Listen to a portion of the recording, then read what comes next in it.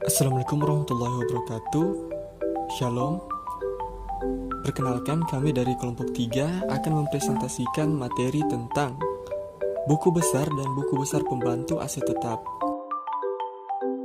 di mana kami kelompok 3 beranggotakan yang pertama Novia Kokali, Randy Sengkei, Stefano Lego, Fadli Saleh, Marlina Paut, Imaniar Sihadi, Dendrai Baware, Andini Suhardi, Erik Walangitan, dan Kesha Imbang.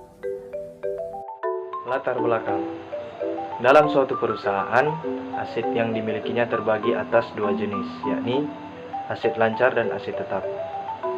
Perusahaan harus mampu membedakan dan menilai kedua jenis aset yang dimilikinya, terutama aset tetap yang juga menjadi bagian penting dalam operasional bisnis yang dilakukan oleh perusahaan. Secara umum, aset tetap terbagi atas 3 jenis, yakni aset tetap berwujud, aset tetap tidak berwujud, dan aset tetap sumber alam. Akan tetapi, dua macam aset yang umumnya ada pada setiap perusahaan adalah aset tetap berwujud dan aset tetap tidak berwujud. Kedua jenis aset tetap ini tentunya memiliki beberapa perbedaan dalam pencatatan akuntansi perusahaan. Maka dari itu, bagaimana dampak dari kedua jenis aset tetap ini bagi pencatatan akuntansi perusahaan, dan bagaimana peran dari buku besar serta buku besar pembantu bagi perusahaan agar dapat menilai aset tetapnya. Selanjutnya, aset tetap berwujud, harga perolehan, dan penyusutan. Pengertian aset tetap berwujud. Aset tetap berwujud sangat berpengaruh dalam operasional perusahaan, karena tanpa adanya aset tetap berwujud, kelangsungan kegiatan tersebut tidak akan lancar dan berlangsung dengan baik. Aset tetap berwujud adalah aktiva berwujud yang diperoleh dalam bentuk siap pakai atau dengan dibangun lebih dahulu, yang digunakan dalam operasi perusahaan, tidak dimaksudkan untuk dijual dalam rangka kegiatan normal perusahaan, dan mempunyai masa manfaat lebih dari 1 tahun. Berdasarkan pengertian tersebut, ciri-ciri utama dari aset tetap berwujud adalah sebagai berikut. 1. Bentuk siap pakai atau dibangun. 2. Digunakan dalam operasional perusahaan. 3. Tidak dimaksudkan untuk dijual kembali. 4. Masa manfaat lebih dari 1 tahun. Ciri-ciri aset tetap berwujud sekaligus menjadi syarat penting bagi perusahaan untuk membedakan mana benda yang termasuk ke dalam aset tetap berwujudnya. Sebagai contoh, coba Anda bayangkan, kalau Anda sedang menjalankan suatu bisnis pembuatan roti, apakah mesin pencetak roti tersebut masuk ke dalam aset tetap berwujud? Jawabannya adalah ya, dikarenakan mesin pencetak roti tersebut memenuhi persyaratan di atas. Begitu juga dengan mobil pengantar roti, juga termasuk ke dalam aset tetap berwujud. Akan tetapi, akan berbeda pula dengan mobil yang berada di showroom perusahaan penjualan mobil. Mobil-mobil tersebut tidak termasuk ke dalam aset tetap berwujud. Kenapa? Karena mobil-mobil yang berada di showroom tidak memenuhi persyaratan aset tetap berwujud, yakni tidak untuk dijual kembali, karena di showroom mobil-mobil tersebut dimaksudkan untuk dijual kembali. Harga perolehan aset tetap berwujud. Yang dimaksud dengan harga perolehan aset tetap berwujud adalah semua pengeluaran yang layak dan diperlukan pada saat aktiva tersebut diperoleh perusahaan. Dalam hal ini, tidak hanya harga faktur saja yang dicatat sebagai harga perolehan, tetapi juga meliputi biaya pengangkutan, asuransi pengangkutan, pemasangan, atau biaya-biaya lain sampai aset tetap tersebut dapat digunakan. Sebagai contoh, PT Andalas Permai pada tanggal 10 Januari 2011 membeli sebuah mesin tekstil dari luar negeri. Harga faktur tertulis yaitu sebesar 3.500.000.000 rupiah dengan termin 5/10 N30. Biaya angkut ditanggung pembeli sebesar 300 juta rupiah, biaya pajak sebesar 350 juta rupiah, dan biaya pemasangan sebesar 125 juta rupiah. Pembayaran dilakukan tanggal 20 Januari 2011. Dari peristiwa di atas, maka harga perolehan mesin tekstil yang akan dicatat PT Andalas Permai adalah sebagai berikut. Yang pertama, harga faktur sebesar 3.500.000.000 rupiah. Dan yang kedua, potongan tunai yaitu sebesar 175 juta rupiah. Dan yang ketiga yaitu biaya angkut sebesar 300 juta rupiah, dan yang keempat biaya pajak sebesar 350 juta rupiah, dan yang kelima biaya pemasangan yaitu sebesar 125 juta rupiah. Harga perolehan mesin berjumlah sebesar 4 miliar 100 juta rupiah. Setelah mendapati harga perolehan dari pembelian aset tetap berwujud tersebut, selanjutnya adalah proses penjurnalan yang akan dicatat sebagai mesin tekstil pada bank, yaitu sebesar 4 miliar 100 juta rupiah. Setelah melakukan proses penjurnalan, dampaknya terhadap kegiatan posting ke buku besar akan menjadi sebagai berikut. Buku besar aset tetap atau mesin, yaitu tanggal 20 Januari, saldo awal di debit sebesar 25 miliar, saldo berjumlah 25 miliar. Pembelian mesin tekstil di debit sebesar 4 miliar 100 juta rupiah, saldo awal bertambah menjadi 29 miliar 100 juta rupiah. Buku bank tanggal 20 Januari, saldo awal di debit sebesar 12 miliar rupiah, saldo berjumlah 12 miliar rupiah. Pembelian mesin tekstil di kredit sebesar 4 miliar 100 juta rupiah, saldo berubah menjadi 7 miliar 900 juta rupiah. Contoh lainnya, melanjutkan transaksi sebelumnya adalah pembelian peralatan kantor sebagai berikut. Pada tanggal 1 Februari 2011, PT Andalas Permai membeli peralatan kantor kepada Toko Indah Furnitur secara kredit dengan harga faktur sebesar 4 juta rupiah. Ongkos angkut sebesar 250.000 rupiah dan biaya pemasangan yaitu sebesar 350.000 rupiah. Dari transaksi tersebut, kita dapat menghitung harga perolehannya sebagai berikut. Yang pertama, harga faktur sebesar 4 juta rupiah. Yang kedua, ongkos angkut sebesar 250.000 rupiah. Dan yang ketiga, biaya pemasangan sebesar 350.000 rupiah. Total harga perolehan yaitu sebesar 4.600.000 rupiah.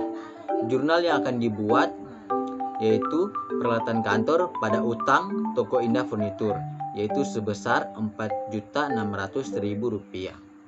Setelah itu, proses posting ke buku besar akan menjadi buku besar aset tetap. Tanggal 20 Januari, saldo awal di debit sebesar 20 miliar rupiah, saldo berjumlah 20 miliar rupiah. Mesin tekstil di debit sebesar 4 miliar 100 juta rupiah, saldo berubah menjadi 29 miliar 100 juta rupiah. Baru pada tanggal 1 Februari, perlengkapan kantor di debit sebesar 4.600.000 rupiah, saldo awal berubah menjadi 29 miliar 104.600.000 rupiah. Buku besar utang tanggal 1 Februari, saldo awal di kredit sebesar 130 juta rupiah, saldo berjumlah sebesar 130 juta rupiah. Toko Indah Furnitur di kredit berjumlah sebesar 4.600.000 rupiah, saldo berubah menjadi 134.600.000 rupiah. Penyusutan atau depresiasi aset tetap berwujud.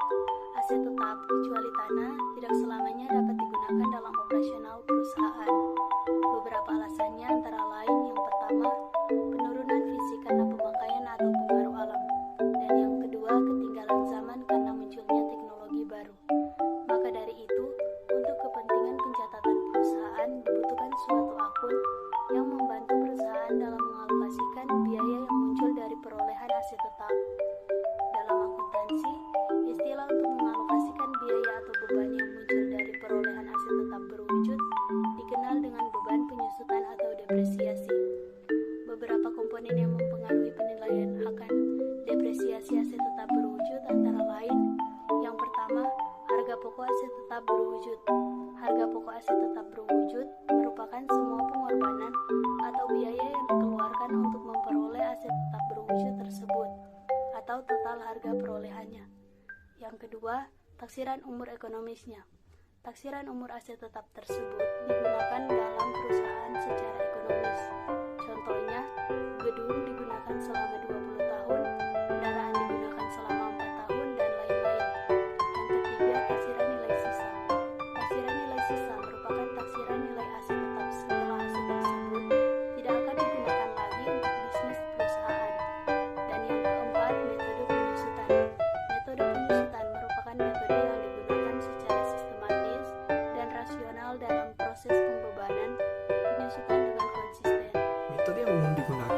pembebanan penyusutan adalah sebagai berikut. A. Metode garis lurus atau straight lines method. Rumusnya P sama dengan HP kurang NR per N, di mana P sama dengan beban penyusutan, HP sama dengan harga perolehan aset, N sama dengan umur ekonomis, dan NR sama dengan nilai residu. Contohnya apabila PT Andalas Permai pada tanggal 10 Januari 2010 membeli mesin tekstil dengan harga perolehan 4 miliar 100 juta rupiah, nilai sisa atau residu ditaksir 700 juta rupiah, yaitu setelah digunakan selama 8 tahun. Maka perhitungan nilai penyusutan mesin tekstil tersebut dengan menggunakan straight line method adalah sebagai berikut. P sama dengan HP kurang NR per N sama dengan 4 miliar 100 juta rupiah kurang 700 juta rupiah per 8 sama dengan 425 juta rupiah per tahun. Jurnalnya, beban penyusutan mesin di debit senilai 425 juta. Kemudian akumulasi penyusutan mesin di kredit 425 juta rupiah. Buku besar yang harus dibuat. Yang pertama, beban penyusutan mesin 31 Desember sebesar 425 juta rupiah. Kemudian akumulasi penyusutan mesin 31 Desember 425 juta rupiah. Munculnya akun akumulasi penyusutan mesin adalah sebagai akun kontra dari akun beban penyusutan mesin, yang posisinya di neraca adalah sebagai pengurang nilai buku daripada akun aset tetap mesin tersebut. Selanjutnya, PT Andalas Permai neraca per 31 Desember 2010. Mesin 4 miliar 100 juta rupiah, akumulasi penyusutan sebesar 425 juta rupiah. Kemudian nilai buku 3 miliar 675 juta rupiah. Penyusutan dengan metode garis lurus ini akan memberikan nilai akumulasi penyusutan dan beban penyusutan yang sama tiap tahunnya. Maka dari itu nilai penyusutan dan akumulasi penyusutan tahun kedua atau 2011 juga akan sebesar 425 juta rupiah. Posting ke buku besarnya akan seperti ini. Beban penyusutan mesin 31 Desember 2011 sebesar 425 juta rupiah. Kemudian akumulasi penyusutan mesin tanggal 31 Desember 2011 sebesar 425 juta rupiah. Maka laporan neraca bagian aset tetap berwujud akan menjadi seperti berikut. PT Andalas Permai neraca per 31 Desember 2011 mesin sebesar 4 miliar 100 juta rupiah, akumulasi penyusutan sebesar 850 juta rupiah, nilai buku 3 miliar 250 juta rupiah. B. Metode jumlah angka tahun. Pada metode ini, pembebanan penyusutan akan lebih besar pada tahun pertama dibanding tahun kedua atau ketiga, dengan alasan tahun aset tetap yang masih baru akan memberi manfaat yang lebih besar daripada tahun berikutnya. Rumusnya P sama dengan N dibagi JAT dikali HP dikurang NR, di mana P sama dengan penyusutan, N sama dengan tahun akhir penyusutan, JAT sama dengan jumlah penambahan tahun, HP sama dengan harga perolehan, dan NR sama dengan nilai residu. Dari soal yang sama sebelumnya, atau soal pada metode A, maka perhitungan depresiasinya dengan menggunakan metode jumlah angka tahun adalah sebagai berikut. Jika penyusutan 8 tahun, maka TAT sama dengan 8 ditambah 7 ditambah 6, ditambah 5 ditambah 4, ditambah 3 ditambah 2, ditambah 1, sama dengan 36. Penyusutan tahun pertama akan menggunakan N sama dengan 8, HP sama dengan 4 miliar 100 juta, dan NR sama dengan 700 juta. Maka P sama dengan 8 dibagi 36 dikali 4 miliar 100 juta dikurangi 700 juta, hasilnya adalah 755 juta 555.556 rupiah. Dan untuk jurnalnya, beban penyusutan mesin pada akumulasi penyusutan mesin sebesar 755 juta 555.556 rupiah. Dan jika kita posting ke dalam buku besar, beban penyusutan mesin tanggal 31 Desember 2010 di kolom debit sebesar Rp755.555.556 dan akumulasi penyusutan mesin tanggal 31 Desember 2010 di kolom kredit sebesar Rp755.555.556. Setelah itu laporan neraca aktiva tetap berwujudnya akan terlihat sebagai berikut. PT Andalas Permai neraca per 31 Desember 2010 untuk mesin sebesar 4.100.000.000, untuk akumulasi penyusutan sebesar Rp755.555.556, sehingga nilai bukunya Rp3.344.444.444. Pada akhir tahun kedua atau tahun 2011, beban depresiasi dan akumulasi penyusutan akan mengalami perubahan dikarenakan nilai N atau tahun akhir penyusutan yang akan digunakan turun dari 8 menjadi 7, kemudian 6, dan begitu seterusnya hingga akhir tahun ke-8. Maka pada akhir tahun kedua, nilai depresiasi akan menjadi sebagai berikut. P sama dengan 7 dibagi 36 dikali 4.100.000.000 dikurangi 700.000.000, sehingga hasilnya adalah Rp661.111.111. Dan untuk jurnalnya, beban penyusutan mesin pada akumulasi penyusutan mesin sebesar Rp661.111.111. Dan jika kita posting ke dalam buku besar, beban penyusutan mesin tanggal 31 Desember 2011 di kolom debit sebesar Rp661.111.111. Dan akumulasi penyusutan mesin tanggal 31 Desember 2010 di kolom kredit sebesar Rp755.555.556. Dan tanggal 31 Desember 2011 di kolom kredit sebesar Rp661.111.111. Dan posisinya di neraca untuk PT Andalas Permai, laporan neraca per 31 Desember 2011 untuk mesin sebesar Rp4.100.000.000, akumulasi penyusutan sebesar Rp1.416.666.667, sehingga nilai bukunya Rp2.683.333.333.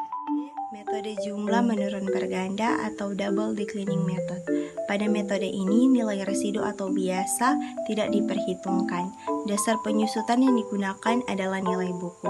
Dengan rumus P sama dengan persen kali NB, atau P sama dengan penyusutan, persen sama dengan persentase penyusutan yang disetujui, atau 2 kali lipat dari metode garis lurus, NB sama dengan nilai buku.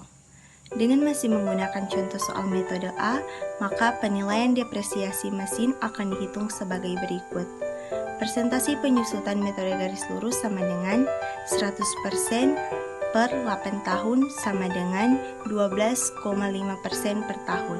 Persentase penyusutan metode persentase menurun berganda sama dengan 2 kali 12,5% sama dengan 25% per tahun. Maka P sama dengan 25% kali Rp4.100.000.000, dan jurnalnya beban penyusutan mesin pada akumulasi penyusutan mesin Rp1.025.000.000.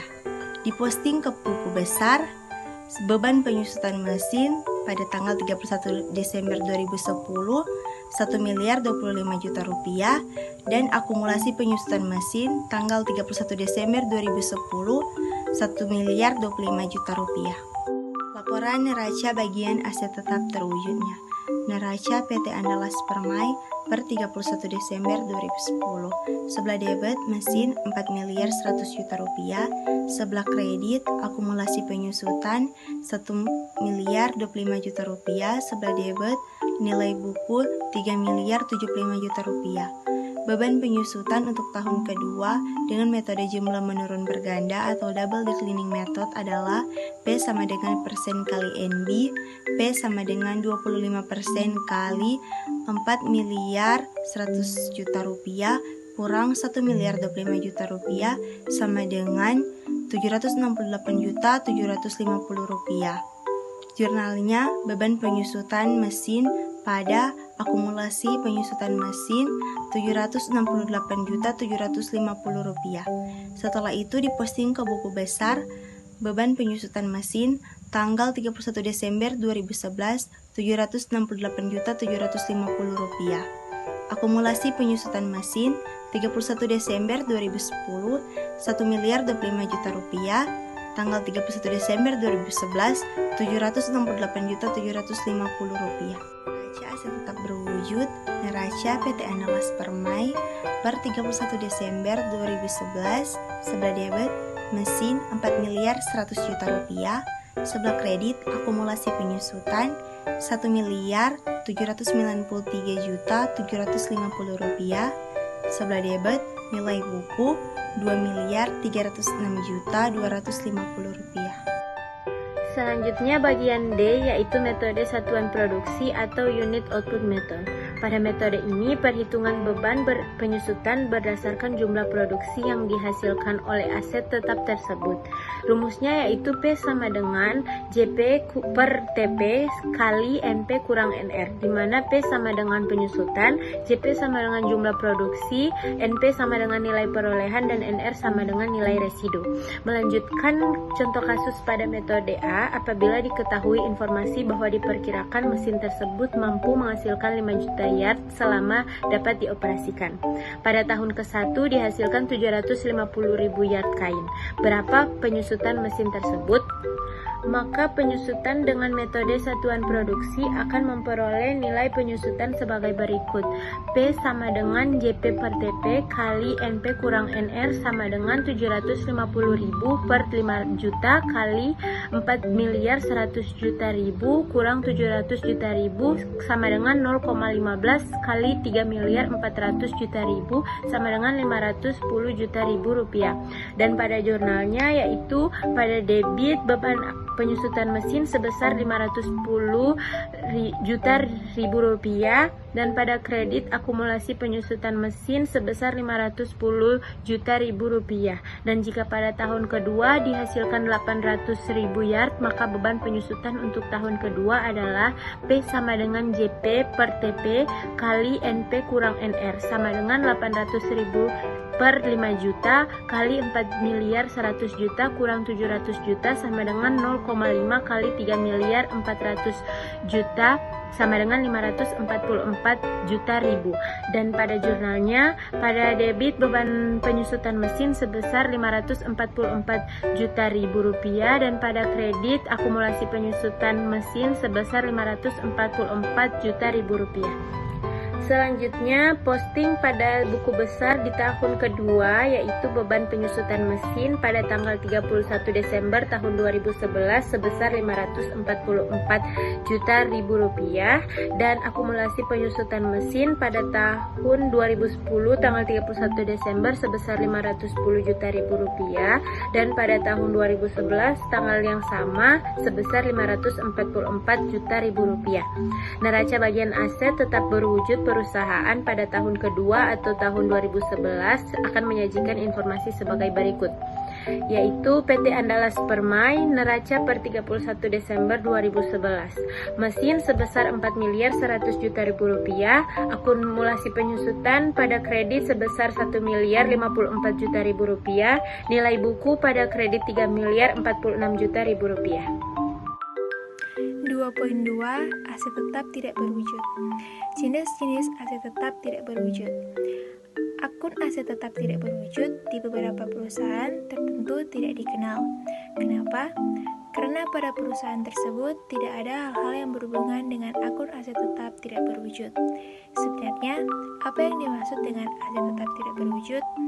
Aset tetap tidak berwujud adalah aktiva yang digunakan dalam operasional perusahaan tetapi tidak mempunyai fisik dan mempunyai umur lebih dari 1 tahun. Contoh aset tetap tidak berwujud adalah 1.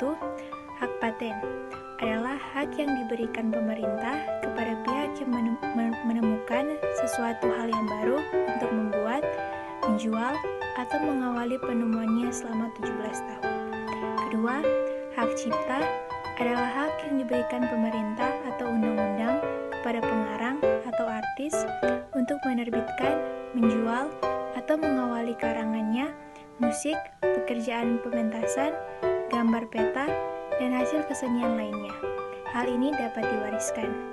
Ketiga, lisensi atau konsensi adalah hak untuk menjalankan usaha pada suatu lokasi tertentu, di mana tidak setiap orang mendapatkannya secara bebas dan mudah.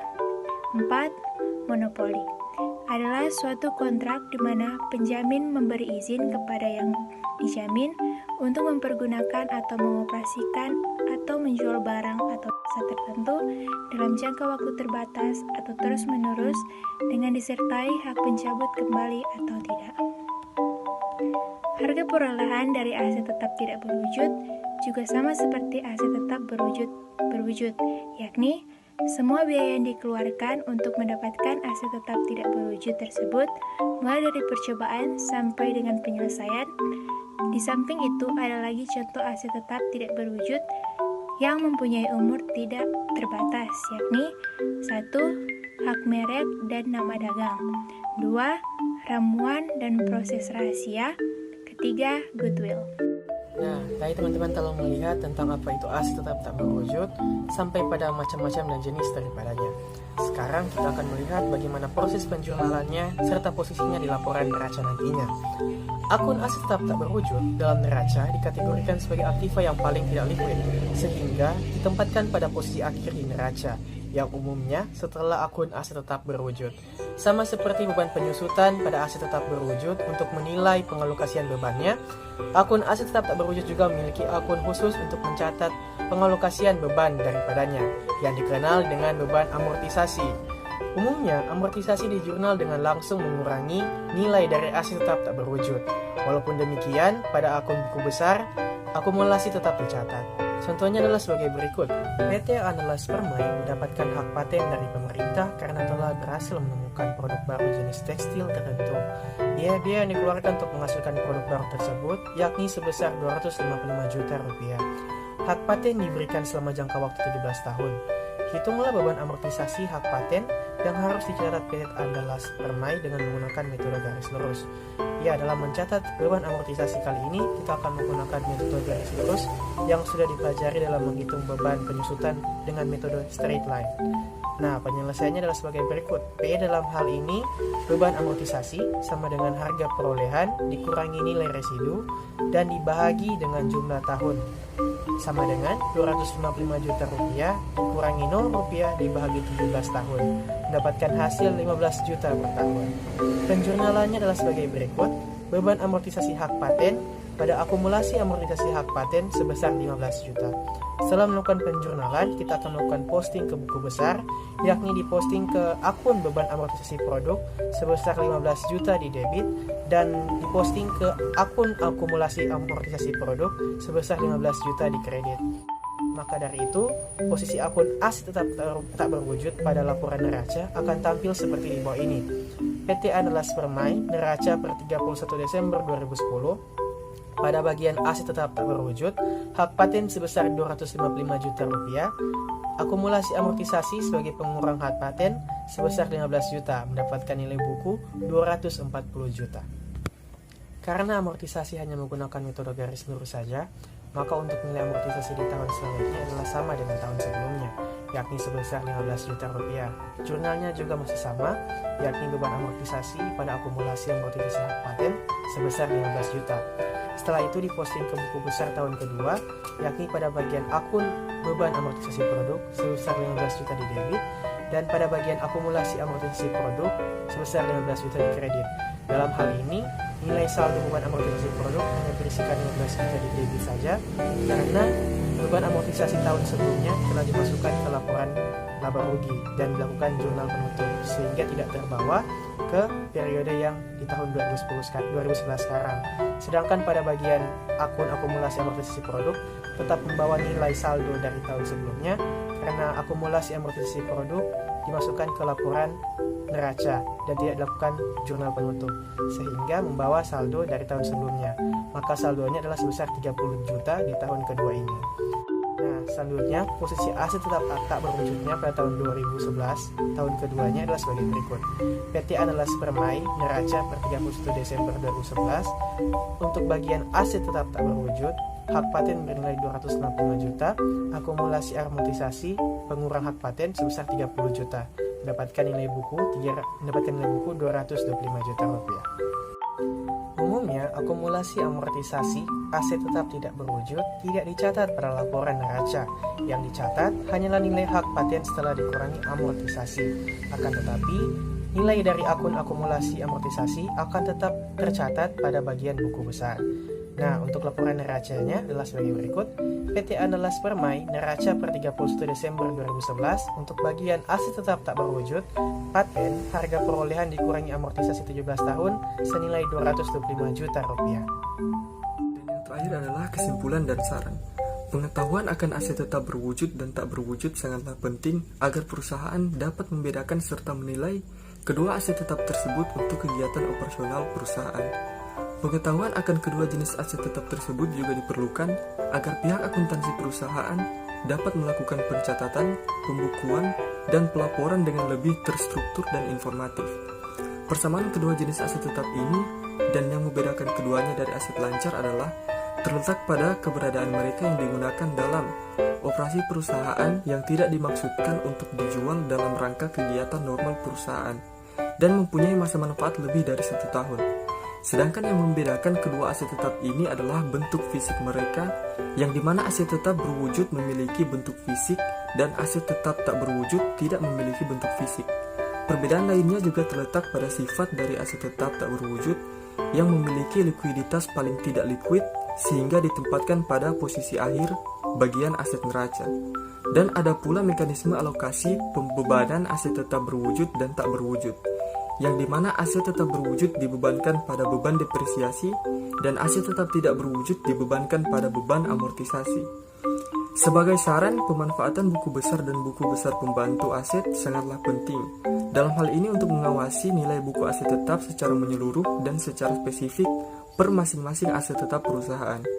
Hal ini dilakukan agar supaya perusahaan dapat menilai beban depresiasi atau amortisasi dengan lebih tepat sehingga perusahaan tidak salah menilai laba rugi mereka.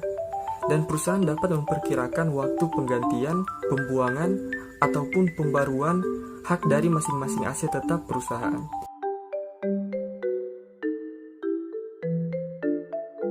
Demikianlah presentasi dari kelompok kami, kelompok 3. Terima kasih.